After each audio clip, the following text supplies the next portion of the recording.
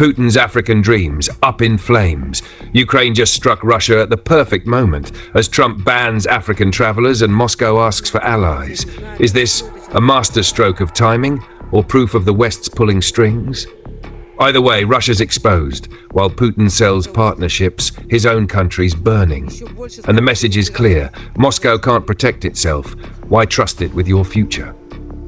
Game of perceptions. War's not just fought with bullets anymore. War room in Bamako, Niamey. Junta leaders huddle around a flickering screen showing Russian refinery fires. The smoke over Rostov doesn't just sting Putin's eyes, it burns across the Sahel. Mali's colonels exchange glances. Niger's new strongmen lean forward. Burkina's revolutionaries mute Al Jazeera to debate in hushed French. If Russia can't shield its own skies, can it stop French drones over Ouagadougou? Welcome to the Black Post. This is where we break down the headlines they don't want you to understand, with clarity, truth, and a Pan-African lens. If you're passionate about Africa's future and fed up with filtered narratives, you're in the right place. So go ahead, like, share, and subscribe to stay plugged into the movement. The Ukrainian attacks on Russian territory on Monday, 2nd of June 2025, coincided precisely with Russia's high-profile diplomatic outreach to Africa, June 2025. Just as former US President Donald Trump reinstated controversial travel bans on several African nations, effective Monday, 9th of June 2025. This timing is far from coincidental and carries major geopolitical implications. As Russia extends its hand to Africa in a high-stakes diplomatic gambit, Ukraine's daring strikes on Russian soil land with precision timing, just as former US President Donald Trump reimposes controversial travel bans on key African nations. The message is unmistakable. Even as Moscow parades itself as a reliable partner to the global south, its own borders are under fire, its military exposed, its promises ringing hollow. These attacks are more than tactical blows.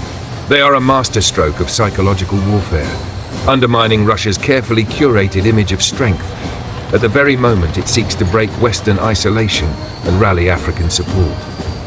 Meanwhile, Trump's travel bans, slamming the door on nations like Nigeria and Sudan, hand Kiev and its Western backers an unexpected propaganda victory, framing the conflict as a clash between an exclusionary West and a Russia too weak to protect even itself. The strikes force African leaders to question whether Moscow can truly offer security, or if its alliances are merely marriages of convenience, vulnerable to the next drone strike or Western sanction. In this shadow war of narratives and perceptions, Ukraine isn't just fighting on the battlefield. It's fighting in the conference halls where deals are signed, in the headlines where global opinion is shaped, and in the quiet calculations of nations weighing their loyalties. And with every explosion on Russian soil, the Kremlin's ambitions in Africa tremble just a little more. Since the first days of Russia's invasion in 2022, Ukraine's strategy has been one of survival. Desperate, defiant defense against an overwhelming force. But as Western arms flowed in, so too did Kyiv's ambitions. What began as a fight for territory has evolved into something far more audacious, a shadow war reaching deep into Russia itself. Drone strikes ignite oil refineries, grounding Russian jets in flames. Sabotage missions cripple supply lines. Even Moscow's glittering financial districts, once untouchable, now shudder under the specter of long-range attacks.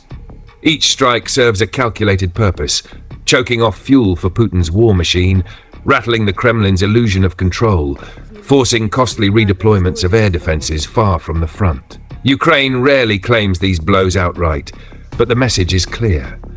This is no longer just a war of trenches and artillery duels. It is a war of nerves, of economics, of endurance. And with every explosion on Russian soil, Kyiv proves that the battlefield has no borders.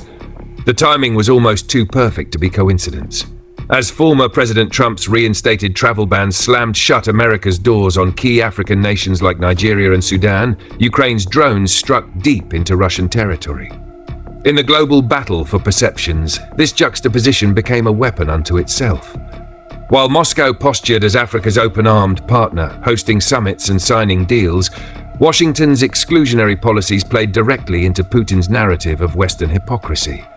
Ukraine's attacks, whether by design or fortunate accident, exposed this geopolitical fault line. Each explosion on Russian soil now carried multiple messages. To the Kremlin, your vulnerability is showing. To African capitals, can Moscow truly protect its allies when it can't defend its own skies? And perhaps most crucially, to Washington. Every new travel ban makes Russia's alternative world order pitch sound slightly more credible. In this high-stakes information war, Ukraine wasn't just fighting with missiles anymore. It was fighting with timing, with optics, with the uncomfortable truth that in today's multipolar world, the West's missteps could become Kyiv's most unexpected battlefield advantages. The recent Ukrainian strikes on Russian territory, including cross-border drone attacks, sabotage operations, and strikes on military and energy infrastructure, have raised critical geopolitical questions.